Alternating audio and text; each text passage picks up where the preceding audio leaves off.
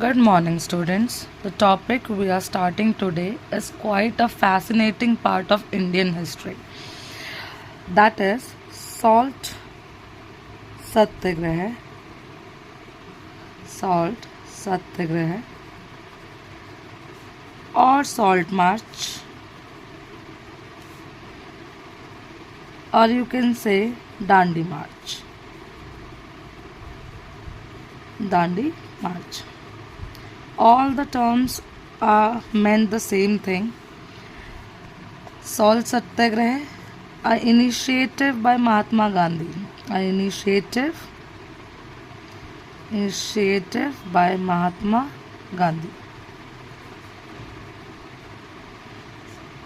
अब सॉल्ट सत्याग्रह स्टार्ट करने से पहले हमें सत्याग्रह का मतलब पता होना ज़रूरी होता है कि सत्याग्रह बेसिकली है क्या, किस तरह का मूवमेंट है या क्या चीज़ उसमें इन्वॉल्व है।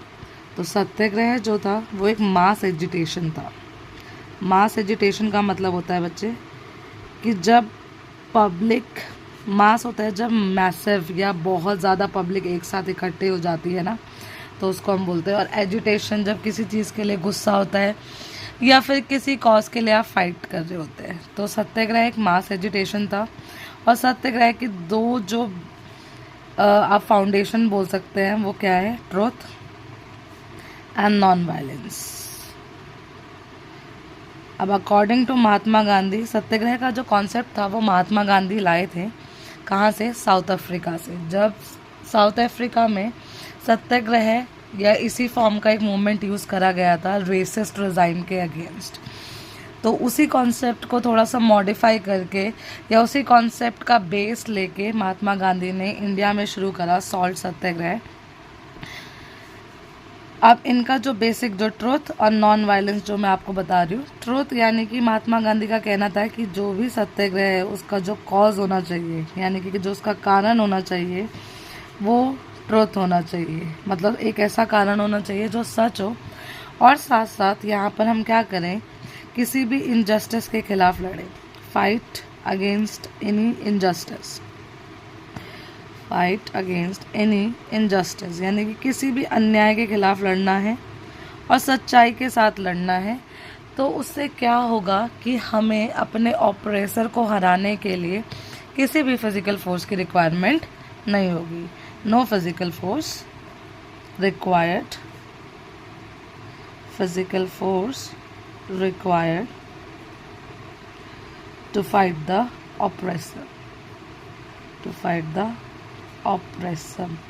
ऑपरेसर होता है बच्चे जो भी किसी भी तरह का डोमिनेंस शो कर रहा है किसी वीक सेक्शन पे या किसी अंडर प्रिविलेज सेक्शन पे, तो उसको हम क्या बोलते हैं, ऑपरेसर बोलते हैं। तो सत्याग्रह का जो कॉन्सेप्ट था उसमें दो चीज़ें आपको बहुत अच्छे से ध्यान रखनी है। एक ये कि जो कारण होना चाहिए वो सच्चाई पे बेस्ड होना चाहिए। दूसरी बात ये कि किसी भी इनजस्टिस के खिलाफ हम लड़ रहे हैं। और तीसरा ये कि अगर ऐसा होगा तो हमें किसी भी तरह की फिजिकल फोर्स की रिक्वायरमेंट नहीं होगी अपने ऑपरेसर से लड़ने के लिए। तो दो मेन जो फाउंडेशन थी सत्याग्रह की वो था ट्रुथ और नॉन वायलेंस। और ये बात हमें बहुत अच्छे से पता है कि गांधी जी जो थे वो प्रमोटर थे दोनों ही चीज़ के, सच के भी और नॉन वायलेंस के भी। अब हमें सत्याग्रह का कॉन्सेप्ट समझ में आ गया। अब बात ये है कि वाई सॉल्ट, सॉल्ट को ही क्यों उन्होंने सिंबॉलिक लिया। बाकी और भी बहुत सारी चीज़ें थी, चाहते तो किसी को भी ले सकते थे, पर सॉल्ट ही क्यों। अब सॉल्ट इसलिए क्योंकि सॉल्ट एक हमारा इंडिस्पेंसेबल रिसोर्स है, इंडिस्पेंसेबल रिसोर्स है। एक ऐसी चीज़ है जिसकी रिक्वायरमेंट सबको थी, चाहे वो इंडस्ट्रियलिस्ट हो, फिर चाहे वो कॉमन पीपल हो या फिर पीजेंट हो, कॉमन पीपल या फिर पीजेंट्स, सभी की डिमांड्स में एक कॉमन डिमांड्स ये थी कि सॉल्ट जो है ना वो एक बेसिक नीड है। और जब हमारी ही कंट्री में प्रोड्यूस हो रहा है तो उसके ऊपर ब्रिटिश मोनोपोली क्यों है, क्यों ब्रिटिश गवर्नमेंट ने अपनी मोनोपोली, और मोनोपोली का मतलब होता है जब किसी एक का राज होता है, तो ब्रिटिश मोनोपोली उसके ऊपर क्यों है। जब कंट्री हमारी, सॉल्ट हमारा, रिसोर्स हमारा इवन जो मैन्युफैक्चर कर रहे हैं वो भी इंडियंस हैं, तो हमें उसी सॉल्ट को हायर प्राइस पे क्यों परचेज करना पड़ रहा है। तो इसी डिमांड्स में ना महात्मा गांधी जी ने वाइसरॉय अरविन को बहुत सारी डिमांड्स लिखी थी, जिसमें एक डिमांड कॉमन थी सबकी तरफ से, इंडस्ट्रियलिस्ट, कॉमन पीपल, पीजेंट, सबकी तरफ से एक डिमांड कॉमन थी, वो था सॉल्ट लॉ, कि सॉल्ट लॉ को क्या करा जाए, ब्रेक करा जाए। तो महात्मा गांधी जी ने अपने लेटर में वाइसरॉय अरविन को जो उन्होंने लेटर लिखा था उसमें सीधे सीधे मेंशन कर दिया गया था कि अगर उनकी डिमांड्स मानी नहीं गई तो वो क्या करेंगे, एक नया मूवमेंट स्टार्ट कर देंगे। और उस मूवमेंट की जो स्टार्टिंग हुई थी वो हुई थी सॉल्ट लॉ को ब्रेक करके।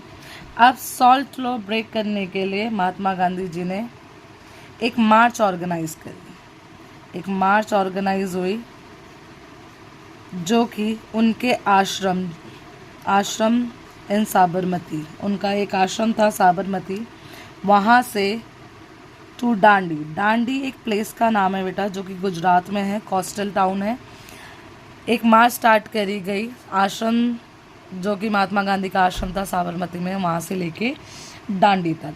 और ये मार्च जो स्टार्ट हुई वो गांधी जी ने और उनके 78 ट्रस्टेड वॉलंटियर्स, जिन पे उनको विश्वास था, उन वॉलंटियर्स के साथ महात्मा गांधी जी ने ये मार्च स्टार्ट करी।